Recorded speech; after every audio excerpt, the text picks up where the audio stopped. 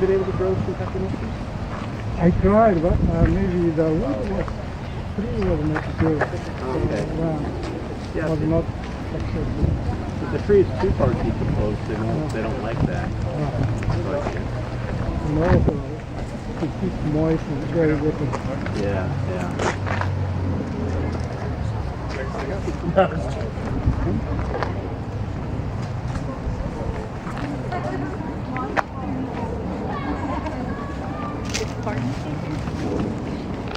There we go. Thank you.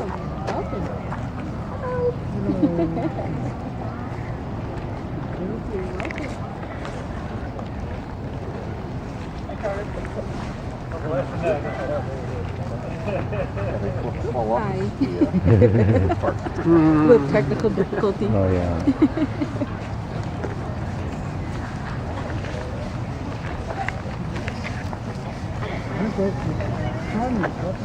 Yeah, not that long. You're saying like 7,100 today.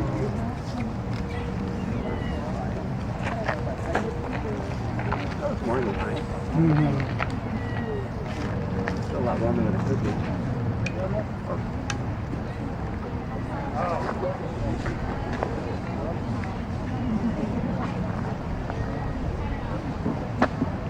Okay, I think all of us are here. I'm Dr. Kongsak Tempajit of the Thai Buddhist Temple. I was assigned to give a short talk on middle way, middle path, in Pali called Majjhima Patipata. So what is it, this middle path? If you missed the Wednesday talk by Venerable Bhikkhu Bodhi at the Thai Temple, you will hear me echo what his talk was about. Instead of an hour, it'll be 5 minutes. I'll try my best. So the middle path basically is the practice of Buddhism, the awakened way of life. That the Buddha gave in the first sermon, Dhammacakkappavattana Sutra, setting Dhamma wheel in motion. He gave it to the first 5 disciples that left him, and he sought them out and gave this first talk and denied the two extremes, essential desire like attached to sight, sound, smell, taste, touch, and also self-modification that he tried for 6 years, very painful and useless. He almost died, so he said, you should try the middle path. So what is this middle path? Also known as the Noble Eightfold Path. We start with right view, right thought, which deal with wisdom, right speech, right action, right livelihood, deal with morality, and right effort, right mindfulness, right concentration, deal with mind development and mental concentration. So basically it sums up the 3 fundamental principles of Buddhism about morality, concentration, and wisdom. You practice in those 3 already. Or in the other word, it's the heart and core of Buddhism about one, to avoid doing bad deed, which is morality. Second, to do good deed, including mental concentration, mind development, to gain a steady mind. And the last one is to purify your mind through insight meditation, like walking meditation with mindful awareness and so on, like we did.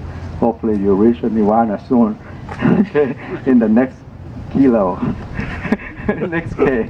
Okay, so in terms of view, Buddhist view is the Buddha denied the belief in those days about eternalism and nihilism, the 2 extremes. So he see there's no true permanent self, eternalism or true permanent soul. Because your consciousness, you hear ear consciousness arise and cease with my talk here, and voice come and go all the time, temporary arising and ceasing all the time.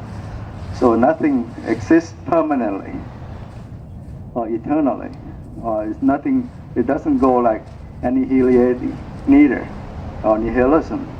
There's some school deny that, and believe in that. In some humanistic Jews, and one of my friends said U.S. Jews believe in there's nothing after this life, period. Okay? So I was amazed to me too. Okay, but the Buddha said, thing arise, you see thing as conditioned thing, except nirvana, which is ultimate, unborn, undying, unchanging, unconditioned. Everything else is conditioned thing. So conditioned thing doesn't exist independently. It's based on other things to exist. And he summed up as thing with soul or consciousness rather. Thing with consciousness subscribe to this dependent arising from ignorance, not seeing the truth, have mental impulse, attain your mind consciousness, and generate imagination, nama rupa, or self-image hologram. It corrupt your sixth sense sphere, corrupt your contact feeling. So craving, clinging set in, and then becoming, and birth into the thought, and then aging, ripening of your thought, ceasing of your thoughts.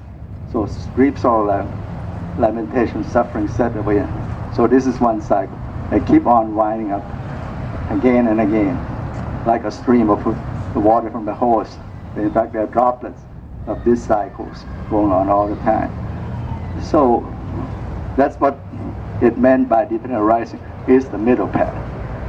And then, which is the exemplified form of the Four Noble Truth, the arising pathway, the ceasing pathway. First Noble Truth, suffering, cause of suffering, the arising pathway, and end of suffering, and middle path to end suffering as a third and fourth Noble Truth. So it also includes, like in the 7 factors of enlightenment, you end up with the unbiased view, equanimity. But by that alone, it's not enough.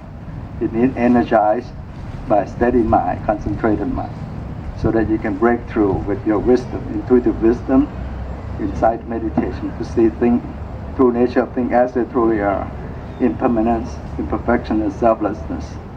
So this will let you allow to break through, to see the truth as it is.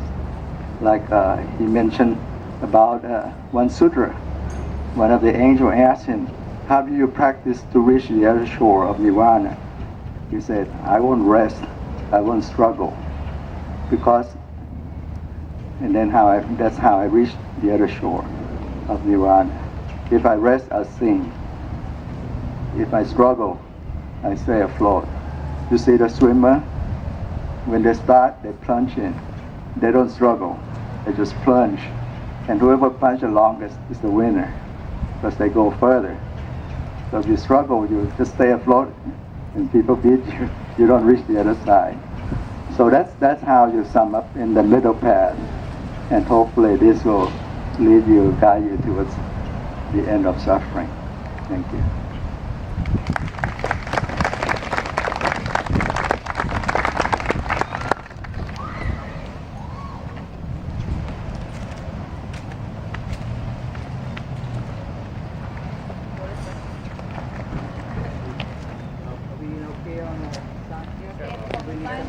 Okay, and bring around some of this we have here. We'll be back to where we started. Okay. This way to liberation. All right. We haven't